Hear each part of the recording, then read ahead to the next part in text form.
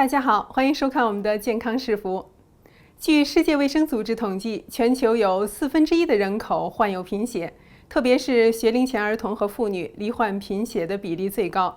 这一期我们就有请医学专家和我们谈一谈神奇食物小球藻如何帮助改善贫血。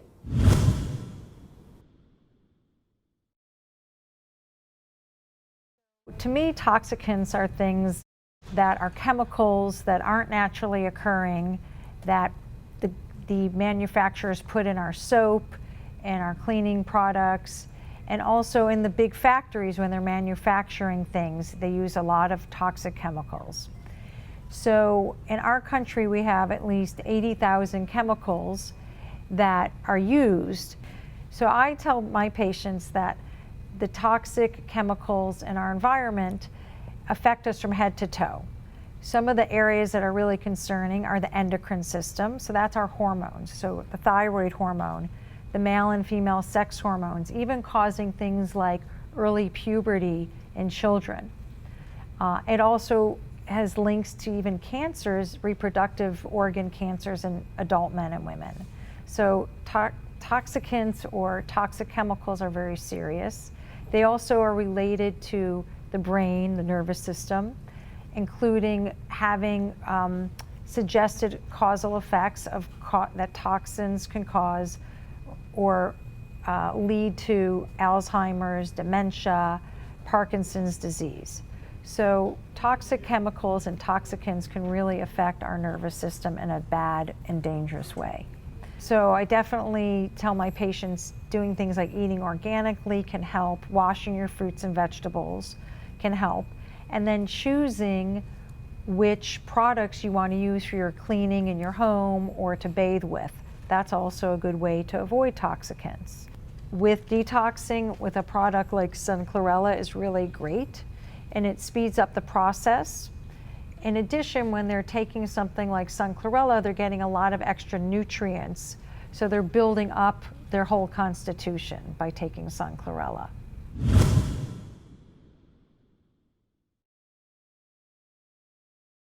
Anemia is something I see in my practice a lot.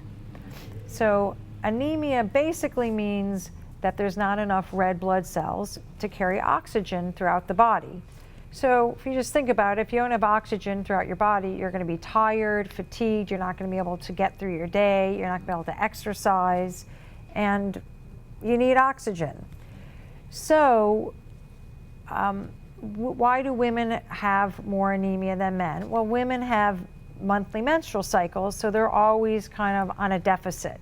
So for women, they have to be, again, ahead of the curve with getting iron, folate, and B12, because those are some of the bare minimum nutrients we need to make our red blood cells. So again, people think of iron. Well, iron's important, but so are B12 and folate. And men, because they don't menstruate, they don't have monthly cycles, they usually can hold on to their iron and their B12, their iron better, but their B12 and folate, those they need to also replace, daily with their diet. So people think, iron, I need to eat meat. Well, no, B12 does come only from animal products and sun chlorella. Folate is green leafy vegetables and sun chlorella. And iron, definitely, the green leafy vegetables also have iron, and sun chlorella is another excellent source of iron. So if you get enough B12, enough folate, enough iron, at least you're going to stay ahead of the curve to not become anemic. If you think of the athletes who are training to cycle and do these, high aerobic competitions, they'll go train in high elevations, because in high elevations, the body gets tricked into making more red blood cells. So they train and they get these higher amount of red blood cells, so they can excel in sports like cycling and running. So the opposite, if you think your body doesn't have enough red blood cells, you're not going to even be in the Olympics. You're going to be in bed. You're going to have no energy. Lethargic is a great term to explain it. Definitely doing physical things, you're not going to have energy, but you're not going to have mental energy too to get through your day and to deal with stress as well.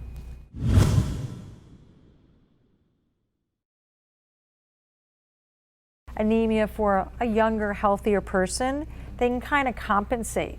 But if you get someone who has any other problems like kidney disease, or a lot of people in the United States get heart attacks or get heart blockage and have to get, procedures to prevent a heart attack, those people, they really need to have their blood pumping, have it full of oxygen, have enough B12, folate, and iron to make all the red blood cells, because if they get a deficit, they can end up with something catastrophic, like a heart attack or angina or a stroke. So you really, need your whole life to not become anemic.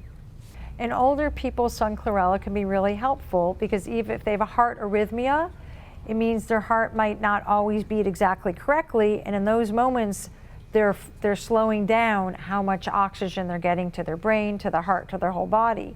So if you supplement, at least you're not anemic as well. If you're anemic and you have an arrhythmia, you're anemic and you have blockages in your heart, you're really behind the 8 ball. You're really setting yourself up for something catastrophic.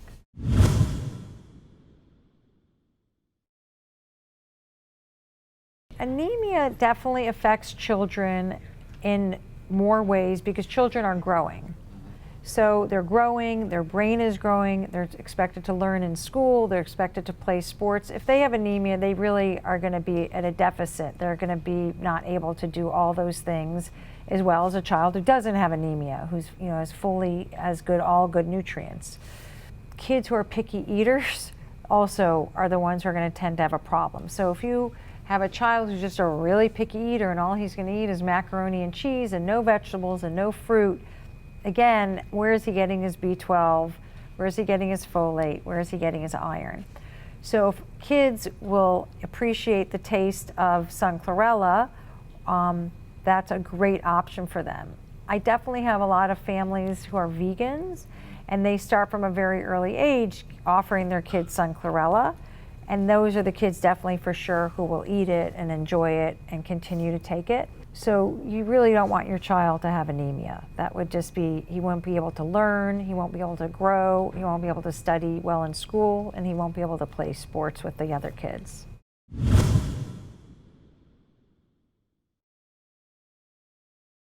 In Japan, they do a lot of studies with sun chlorella because it's very, popular there. It's where sun chlorella originated. So they've done some interesting studies where women who were pregnant, that, again, one group, I don't think they gave placebo. I think they said, just do whatever you want. And then to the active group, they gave, the full serving of sun chlorella, the 3 servings a day. And that group, they monitored their labs and they were statistically significantly better. So the group of pregnant women that took sun chlorella, their labs for anemia, even for some of the other, for low iron, for measuring the actual nutrient levels, they were better. So they did not show as much anemia in a statistic way, and their levels of iron and B12 were better than the group that just was doing whatever they wanted to do, the control group. I had a patient recently who wasn't planning to get pregnant, and she was in her 30s, but she loved sun chlorella anyway, so she'd come in every month and just buy it from my office.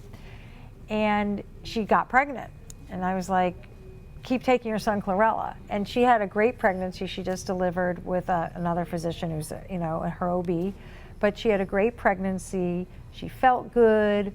She had good energy. She's somebody who likes surfing in the ocean. She was able to keep up most of her activities, to a safety level, per her OB's guidance.